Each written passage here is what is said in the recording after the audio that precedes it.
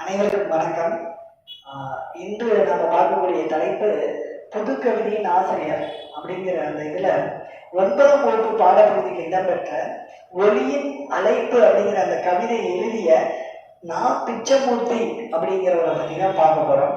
So இந்த நா. பிச்சமூர்த்தி அப்படிங்கிறவரு புது கவிதையின் தந்தை அப்படின்னு அழைக்கப்படுகிறார். ஏன்னா புது கவிதையில பல்வேறு மாற்றங்களை செய்திருப்பார். ஸோ அதற்கு புது கவிதைக்கு தோற்றுவாயே இவரே செய்திருப்பார் அப்படிங்கிற மாதிரி நம்ம சொல்லலாம்.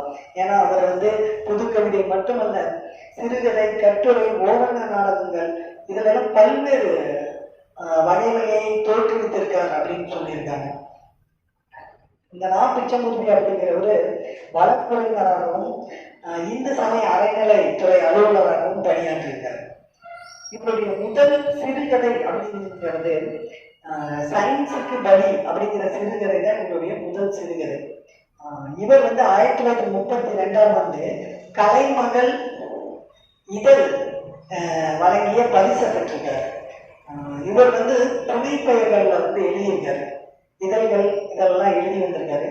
அந்த புனைப்பெயர்கள் என்னன்னு பார்த்தோம் அப்படின்னா பிக்ஷி, ரேவதி அப்படிங்கிற புனைப்பெயர்ல எழுதி வந்திருக்காரு.